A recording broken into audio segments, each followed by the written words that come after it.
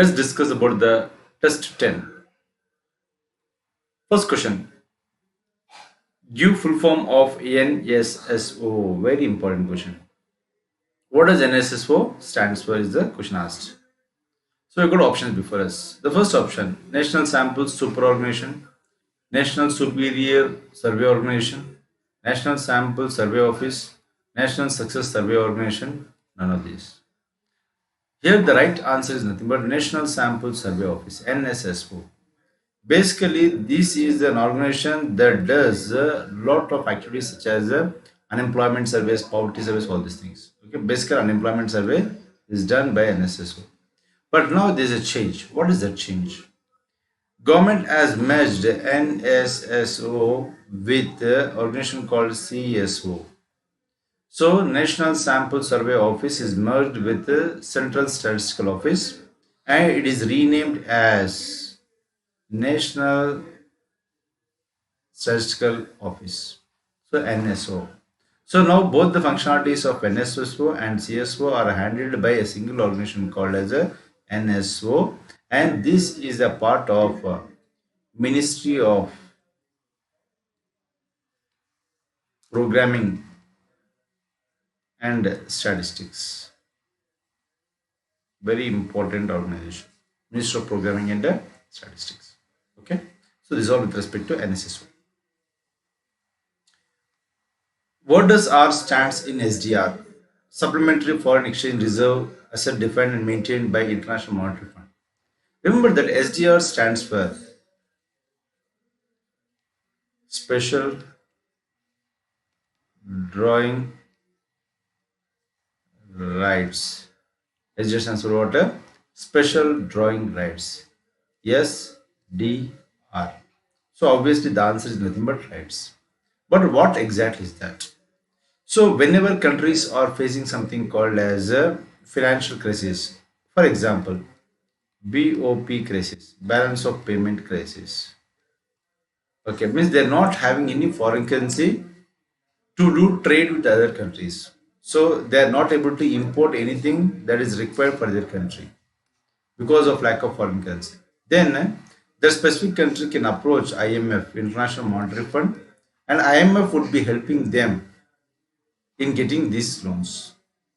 So that is how this is a very, very, very important organization.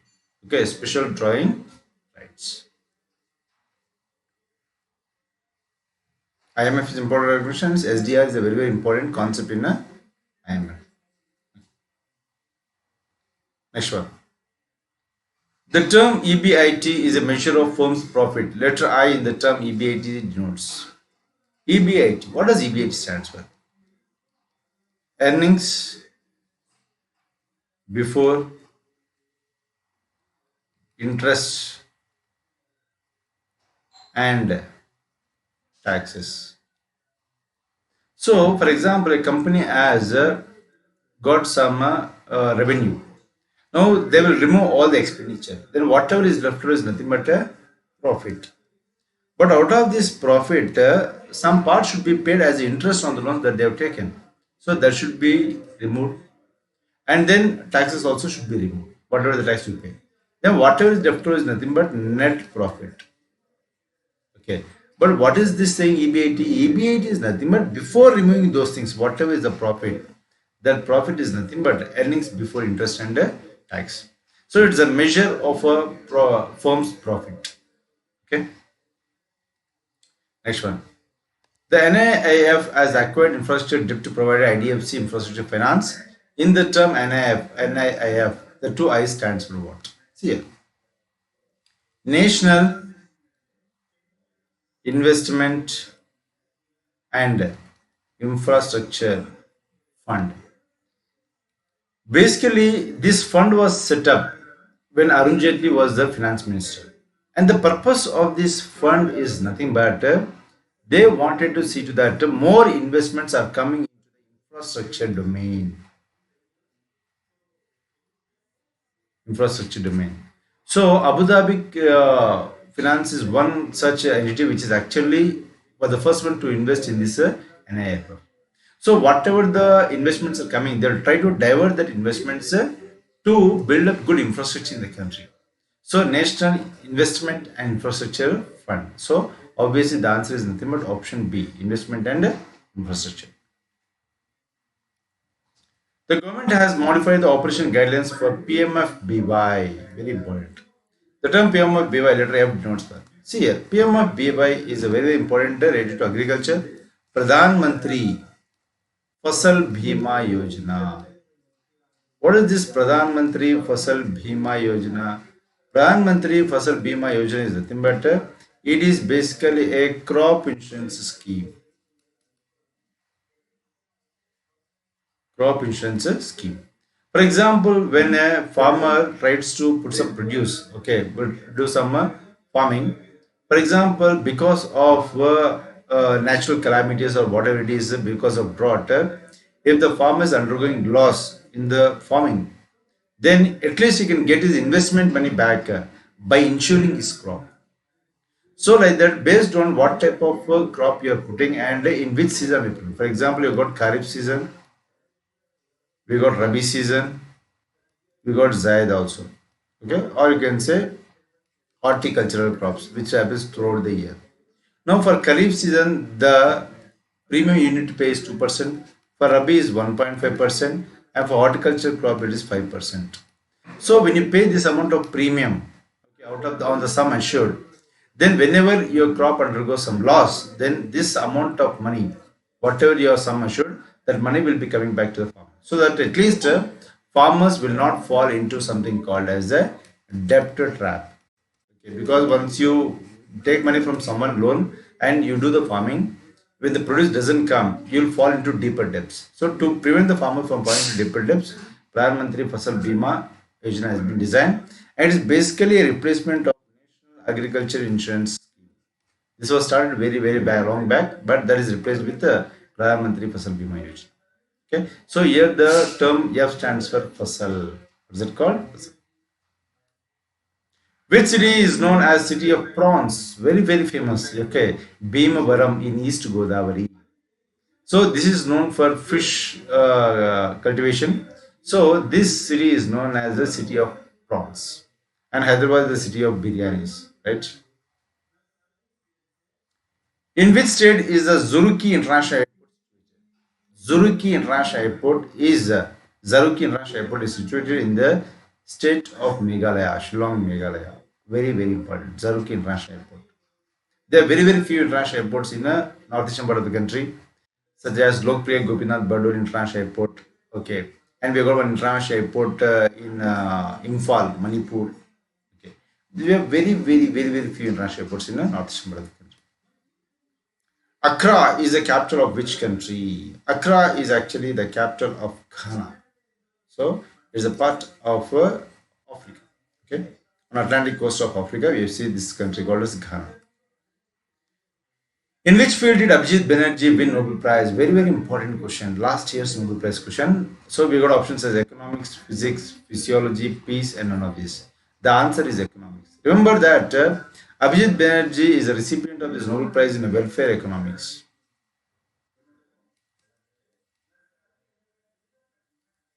Welfare economics, very important. And one more important aspect is that he has got this for devising something called RCT. RCT stands for randomized control trials or random control trials. What is this random control trials? Whenever government wanted to implement certain policy, if the government allocates good amount of money and implements the policy outrightly throughout the country, if the policy fails, huge amount of money will be lost because the policy is unsuccessful. Rather than doing that, what Abhijit Banerjee and his team says, Esther Duflo, his wife is also Nobel recipient for the same time, for the same economics. Okay, they have come up with the saying that don't implement the policy outrightly like that. Select a few trial points, some places, and try to implement some principles of the policy here, some other principles here, some other principles here. See which one of them is working fine, and wherever. Now, based on whichever is giving good results by eliminating all the hurdles, then if that policy is successful in certain region, localized area, then try to expand the same policy throughout the country. Then that the chances of success will be very high. So random control trials is the methodology that these people have devised. Okay, Abhijit Banerjee is a person of Indian origin. Abhijit Banerjee in economics. The Indian who received this Nobel Prize is Amartya Sen. He also got it for welfare economics. Basically, Indians would get it for welfare economics because India is a developing country. So their concentration would be how to make the country better. So obviously. Zurich International Airport is in which country? Biggest international airport in Switzerland. What is that? Zurich. The biggest international airport in Switzerland. So the answer here is nothing but Switzerland. Switzerland is basically a landlocked country. And this country is actually a headquarters for many international organizations at places like Geneva, Cologne, Bern, Zurich. Okay. So many places in Switzerland which are having good number of headquarters there. So very important country is Switzerland. Which is the largest riverine island in the world? What is this riverine island? An island formed because of a river. For example, a river is flowing like this, and what happened after coming to certain point, turn. Okay, like this. Means river split and it went again, it joined and went down like this. Now, obviously, island is created in between. And if you see this island created not by the ocean, it is an island created because of a river. And if you see the largest riverine island in the world is nothing but Mazuli. Mazuli is the riverine island created by the river Brahmaputra. And it is in the state of Assam. And one more important point is Mazuli is also a constituency, it is also a district. And the Mazuli constituency is represented by the Chief Minister of Assam, Sarbanand Sonowal. So Sarbanand Sonowal is the Chief Minister of Assam and he is the MLA from, Member of Legislative Assembly from the largest riverine island in the world. Where is the Motero Stadium located? Very, very important question. So options are Pune, Indore, New Delhi, Ahmedabad. The answer is Ahmedabad. Why it is very important? It is the biggest cricket stadium in the world and it's also named after Sardar Vallabhbhai Patel.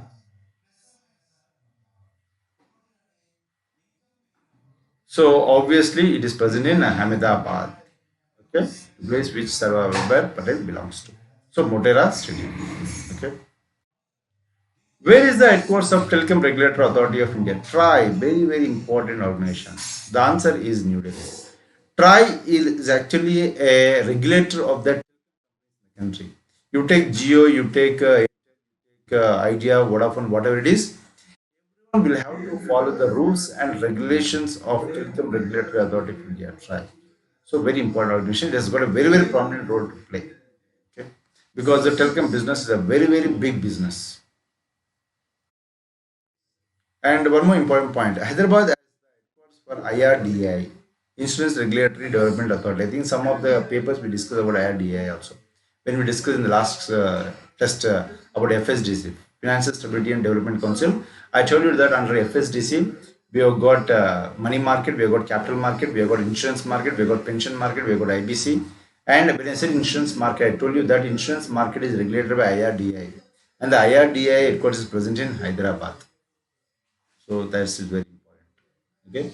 SEBI is nothing but Mumbai. RBI is also involved in Mumbai.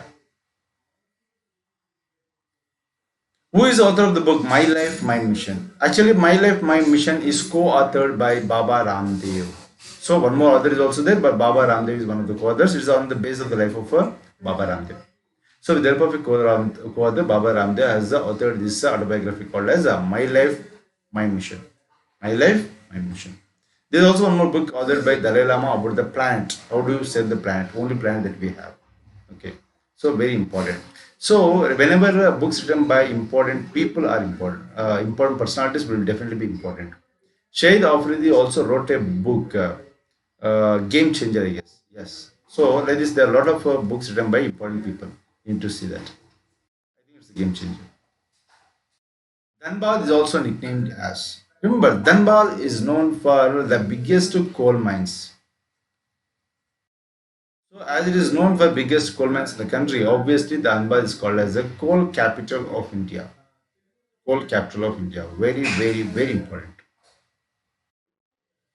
The Kamakya temple is situated in which state? Remember that Kamakya temple is based on the goddess Kamakya, who is also one form of a goddess.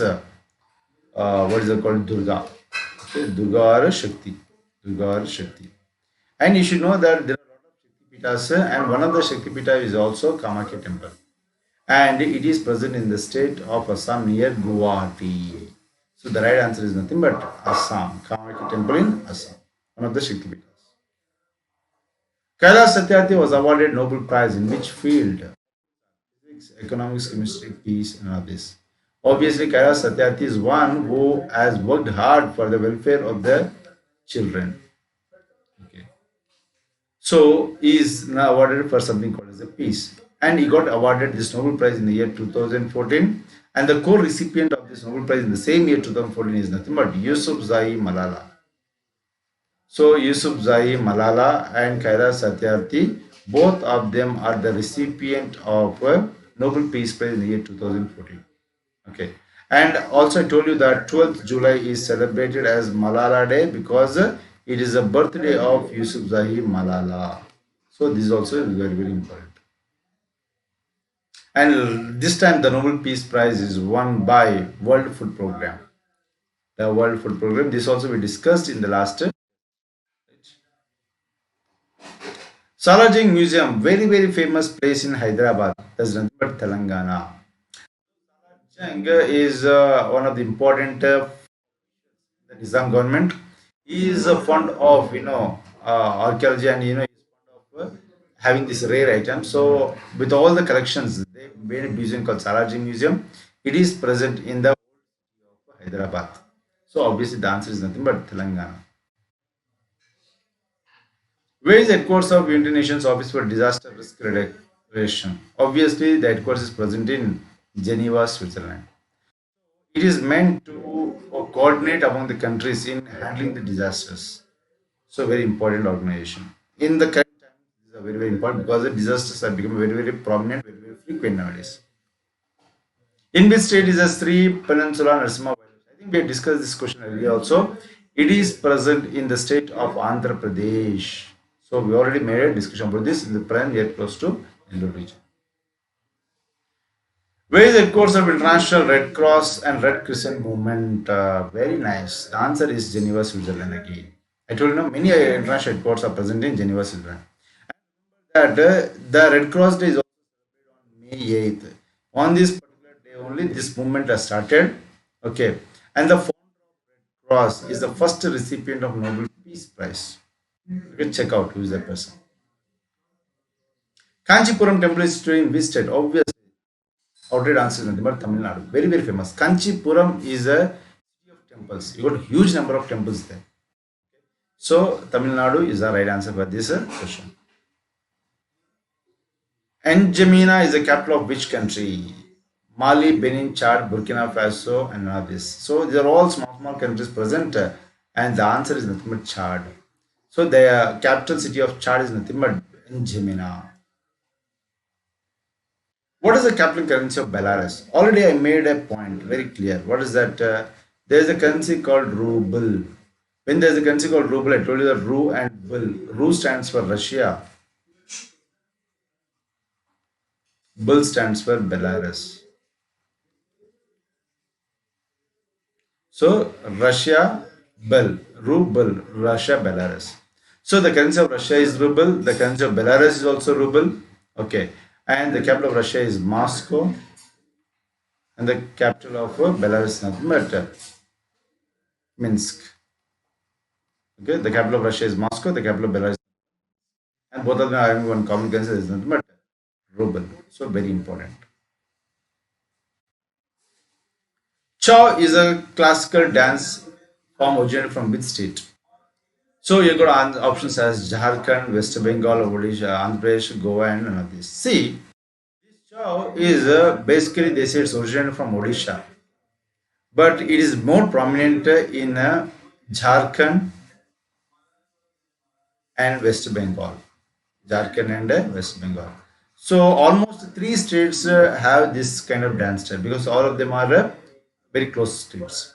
Now, out of the options present here, the answer is nothing but Jharkhand, and it is a famous dance in Jharkhand. So, though it has got its roots from Odisha, it has got famous. It is very very famous in the state of. So, here the answer is nothing but Jharkhand. World Ocean Day occurs every year on which day of the year? Very, very, very important question, I can say. Options are 1st March, 14th November, 8th June, 24th August, none of this. The answer here is 8th June. Remember that oceans is a neglected topic. Oceans is a neglected topic. In the sense, people think that oceans are something that cannot be polluted. Vast that it is impossible to pollute them. But now we are experiencing the ocean pollution also. They are also getting polluted. Okay. Now it is important to bring the topic of oceans to the center of the table for discussion. Now, to tell that oceans should be brought to the center of the table for discussion, they said that let's have World Ocean Day in the center of the year. And among the available date, they found that 8th June is one date available in the center of the year because June comes in the midway in the year. So, to symbolize that, they have kept World Ocean Day on 8th June. 8th World Ocean Day. What is the nickname of the city Panipat? Panipat is also known as Battle City, but it is also called a city of weavers. City of weavers. So this is Panipat, and Panipat is known for wars, right? Yeah, it's also known for weavers also. Amarnath temple is situated in which state? Amarnath Yatra is very very famous every year. Sometimes they will cancel, sometimes they do not permit, and they permit only with a limited numbers because it is present in Jammu and Kashmir where a lot of terrorist activities are going on. So there is a lot of threat to people. Some even few years back there was attack on the Amarnath Yatris also. So it is present in Halgum in Jammu and Kashmir. Pauri Nach is a dance performed in which Indian state? Actually, Pauri Nach is performed in the northwest part of Maharashtra. So it's a dance form which is famous in Maharashtra, Pauri Nach. You know, the classical dance of Odisha is Odissi, right? Rajiv Gandhi International Airport is situated in which state? Option A, Telangana. Option B, Tamil Nadu. Option C, Maharashtra. Option D, Assam. And not this. Remember that Rajiv Gandhi International Airport has got a significance also. What is the significance, sir? It is the first greenfield international airport in the country. What is the meaning of Greenfield International Airport?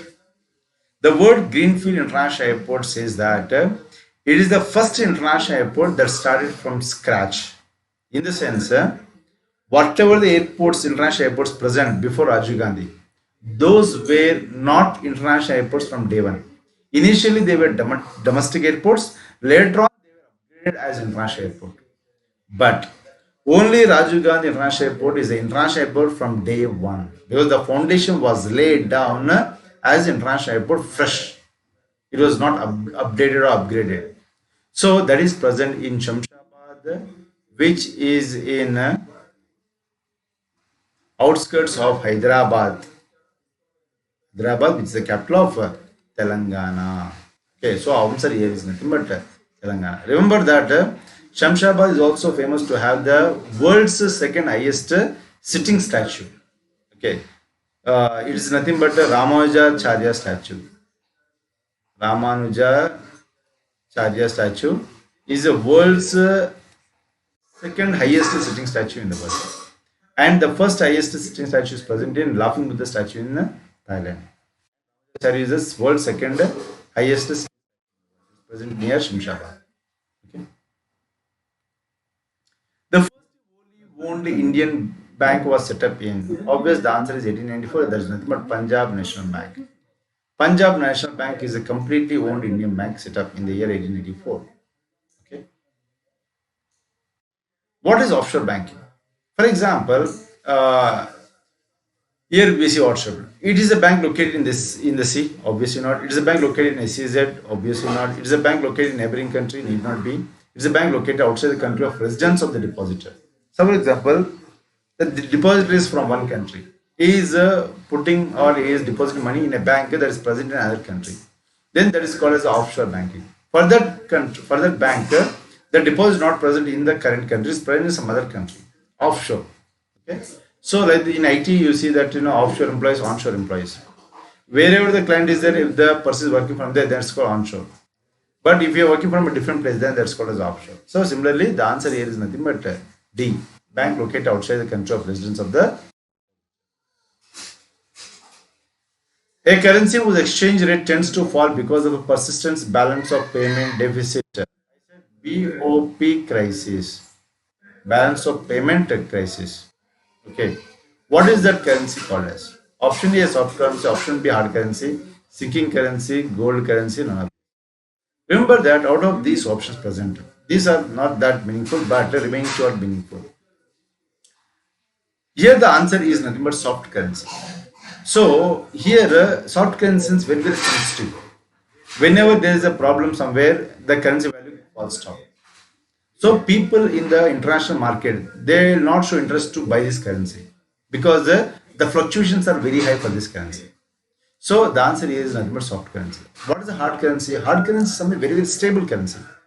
When you own that currency, you can be assured that this currency value will not fall down that easily. So there is a difference between soft currency and hard currency. So if some currency value fluctuates very fast, that's called a soft currency, very sensitive currency. Okay. Which of the following is a function of Nabard?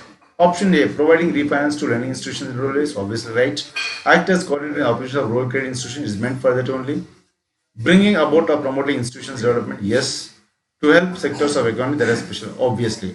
So special credit needs in the sense like agriculture, okay, small farmers, it can be self-help group, all those things. So obviously the answer is nothing but all of these. So each one of them is the right answer here. So the answer is nothing but all of this. Which one of the following bank or banks in India has set up the financial literacy and credit counseling center? See here. The question is very clear to me. Which of the following bank or banks in India have set up? See, the initiation or the orders to set up this is given by Reserve Bank. But who has set up these counseling centers? These are set up by the scheduled commercial banks. So the answer is nothing but scheduled. RBI has passed a direction for commercial banks to set up these counseling centers. And the purpose of these counseling centers is nothing but to educate the people in the rural areas about having the financial discipline, about paying back the debts, to educate them if they don't pay back the debts, how their credit score will get impacted, okay, and what is its implications on the society. To actually educate people in the rural areas, these centers have been set up. So the answer is nothing but scheduled commercial banks. Where is Valmiki National Park situated? Option A, Punjab. Option B, Rajasthan. Option C, Bihar. Option D, Uttar Pradesh. Option A, Northeast. Valmiki National Park is situated in the state of Bihar. Bihar is having only one national park. There is nothing but Valmiki National Park. Where is Kishtwar National Park situated? Very, very important. Kishtwar National Park is one of the 5 national parks which are situated in the state of Jammu and Kashmir. Very, very, very important. Okay. And remember that Jammu and Kashmir is also home for the largest national park in the country. That is nothing but MAINS National Park. MAINS National Park is the largest national park in the country. It is also present in the state of Jammu and Kashmir. I would say Union Territory. Okay, very very important.